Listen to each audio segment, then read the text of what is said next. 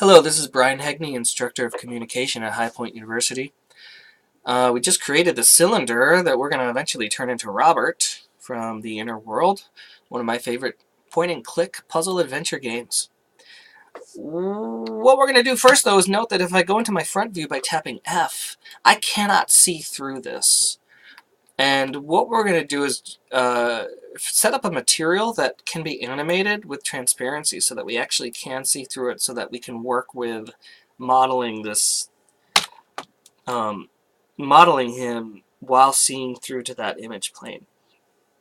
Okay, so let's open up our material editor again. You already know how to do that. We can select and move all of these out of the way if we want to.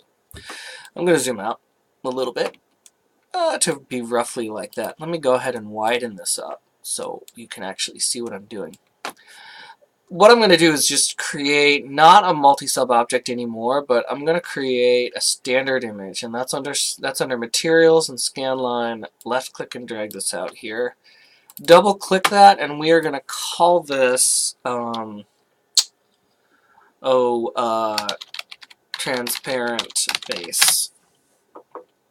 If you click now the diffuse gray box, we can select a color for this, and I'm going to go ahead and select a blue, like that, just a nice blue.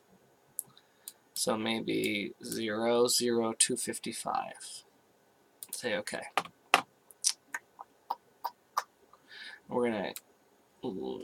Now we're gonna kind of drag from this node of that new blue material you just created onto your Robert cylinder and let go, and now it has a blue material.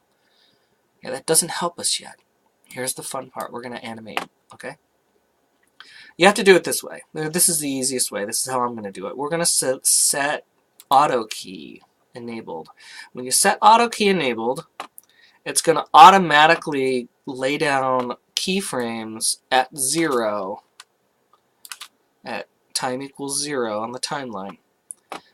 So just enable auto key. Don't do it. Enable auto key. Drag your little timeline slider right around here all the way to the end. It should be 100 over 100. And all we're going to do is set opacity of this transparent base material to 0 and hit enter. When you do that, it lays down a key for transparency. It should have.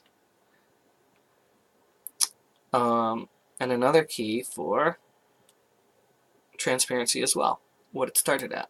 And so now what you'll notice is this little opacity has, when you drag this to 100, has a little red outline. That means there's a keyframe at 100 over 100, and if you drag it to 0, there's another keyframe.